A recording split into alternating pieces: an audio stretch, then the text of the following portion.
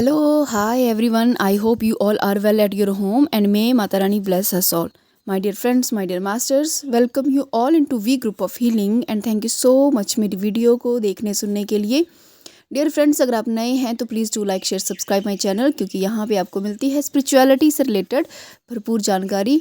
और अभी हमारी बुक सीरीज़ चल रही है ध्यान सूत्र।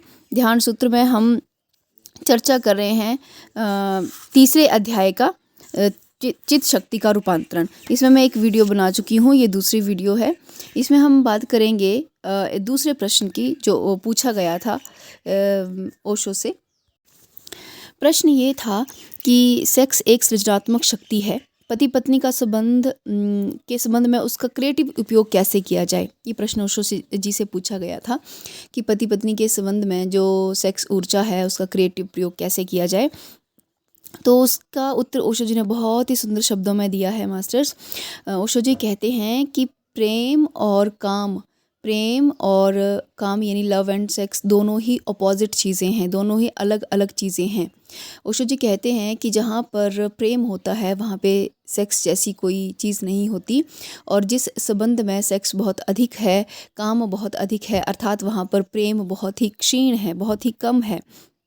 ओशो जी यहाँ पे कहते हैं कि सेक्स एक वो ऊर्जा है, एक वो शक्ति है, बहुत ही पावरफुल है, बहुत ही ज़्यादा पावरफुल है। ये हमें संसार की ओर भी ले जाती है काम ऊर्जा, और यही हमें परमात्मा से भी मिलन करवा देती है। तो वो कहते हैं कि हमारी सभ्यता, जैसे जैसे हमारी सभ्यता विकसित हुई है, मनुष्य की सभ्यता विकसित हुई है, सभी सभ्यताओं में ये सिखाया गया है कि सेक्स का दमन करो। दमन मतलब कि अपनी सेक्सुअल फीलिंग्स को कंट्रोल करो, उन भावनाओं को प्रदर्शित नहीं करना है, उसको दमन करना है।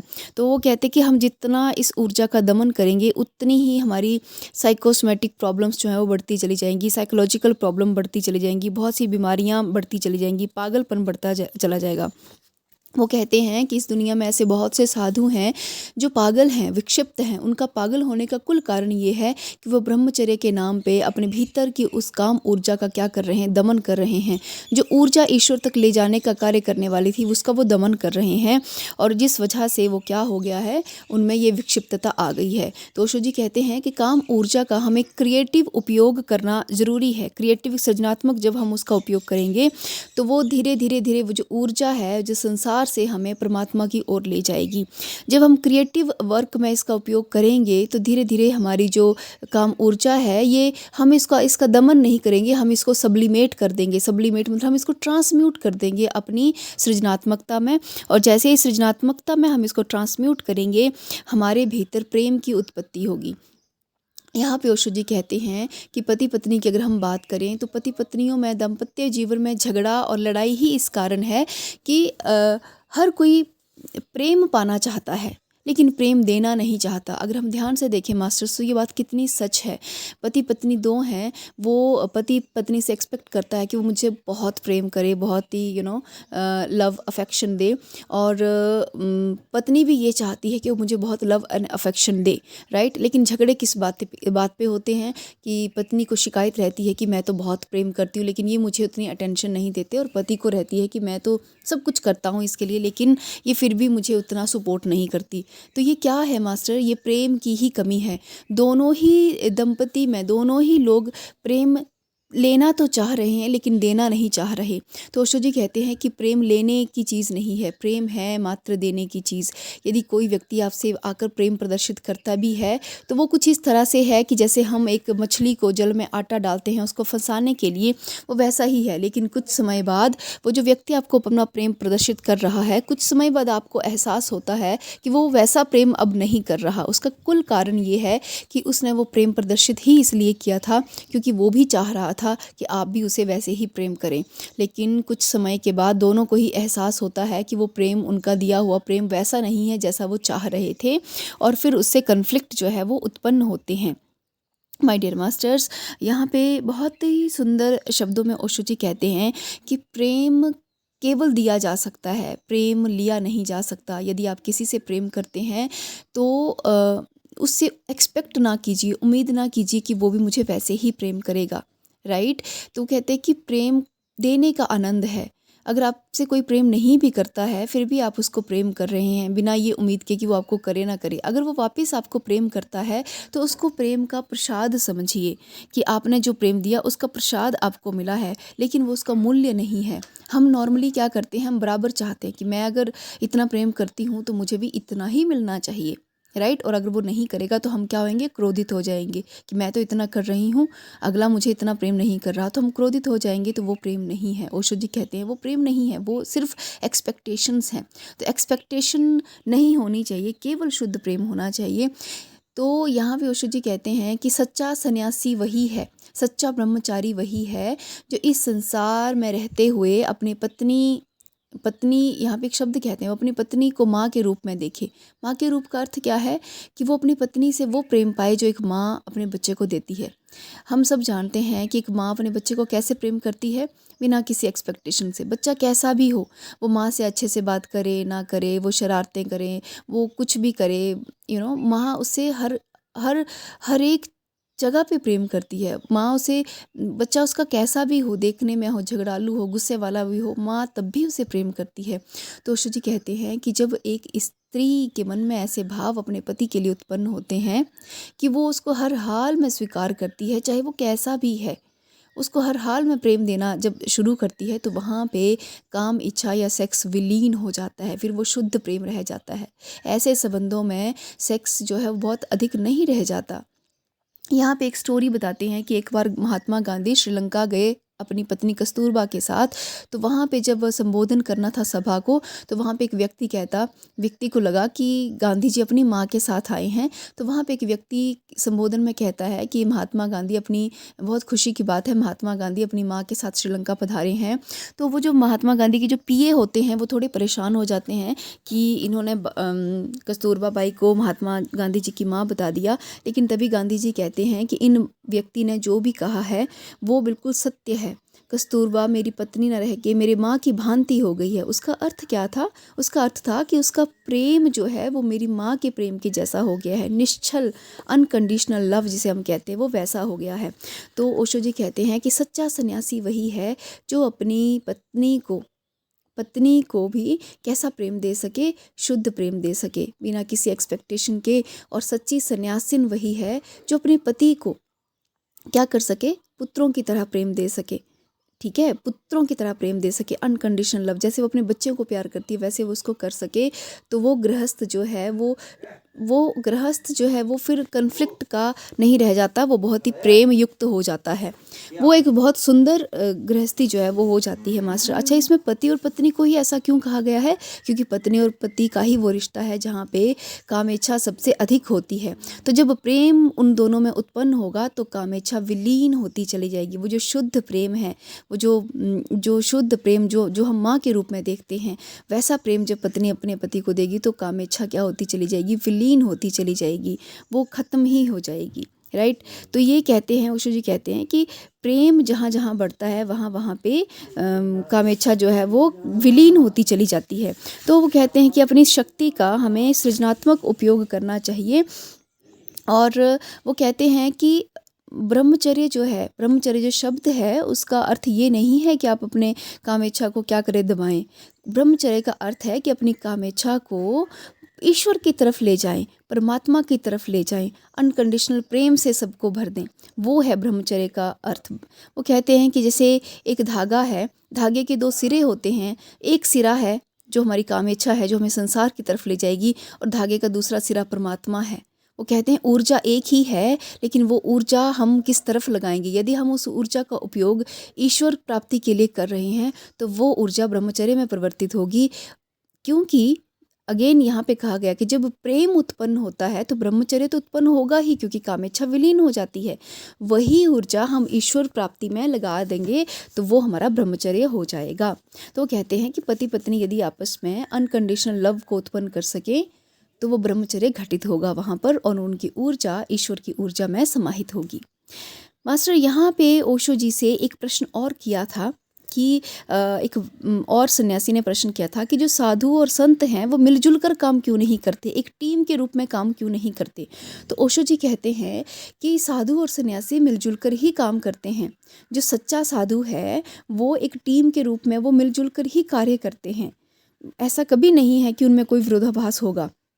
किंतु यदि किसी साधु में, किसी संत में विरोधाभास है तो वो सोचने योग्य बात है। वो कहते हैं कि संत दो तरह के होते हैं। एक तो संत वो है जिसने अपने अहंकार को विलीन कर दिया है, अहंकार को नष्ट कर दिया है, तो उसको संतत्व प्राप्त हुआ है। ऐसा संत जिसने अहंकार को विलीन करके अपने संतत्व को प्राप्त किया है, उसके मन में कभी भी अहंकार नहीं होगा।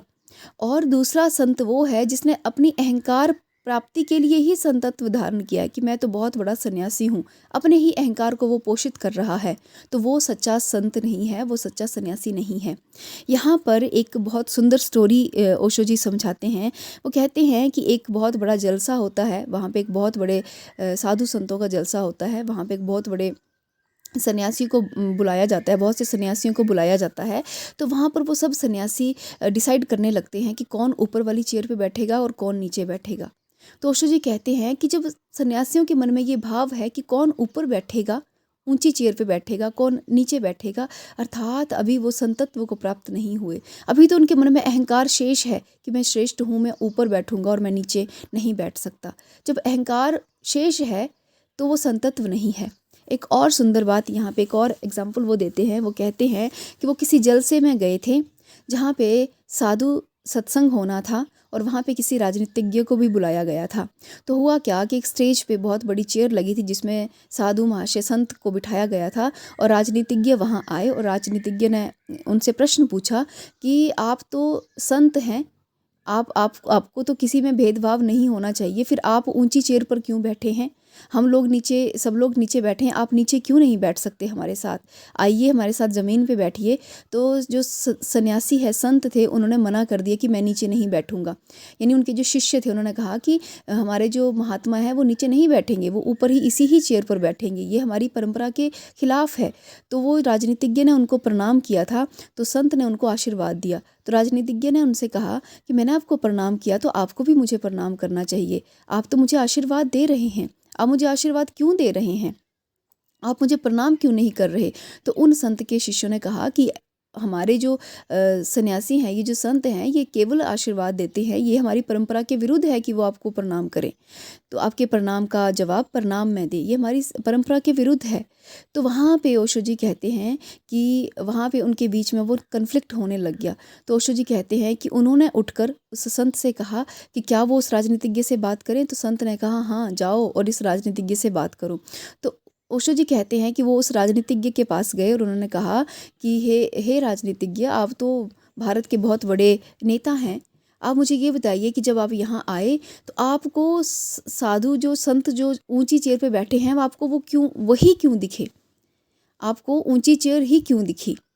आप नीचे बैठे, आपको ऊंची चेयर इसलिए दिखी क्योंकि आपके मन में अहंकार था कि मुझे नीचे बिठाया जा रहा है। यदि आपको भी चेयर ऊंची दी जाती तो आप ये प्रश्न कदापि ना करते कि संत की चेयर ऊंची क्यों है, उनकी कुर्सी इतनी ऊंची क्यों है।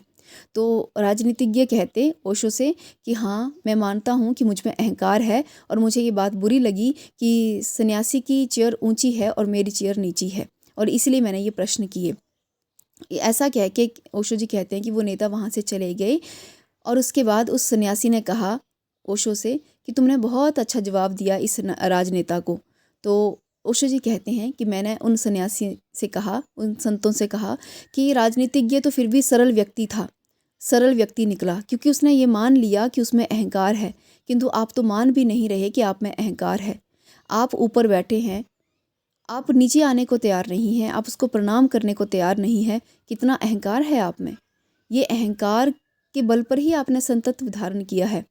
श्रेष्ठ बात तो ये है कि जब आपका अहंकार पूर्णतः विलीन हो जाता है तो आप इस स्थिति में नहीं रहते कि आप कहाँ बैठेंगे, कहाँ उठेंगे, किसको प्रणाम करेंगे, किसको आशीर्वाद देंगे, इस स्थिति में नहीं रहते। इस बात को सिद्ध करने के लिए ओशो जी कहते हैं कि एक बार कबीर के शिष्यों को पता चला कि जो कबीरदास थे, उनके जो शिष्य थे, उनको पता चला कि ये जो उनकी कुटिया है, इस रास्ते से एक फ़कीर है जिनका नाम है फरीद। फ़कीर हैं जिनका नाम है फ़रीद, वो इस रास्ते से निकलेंगे।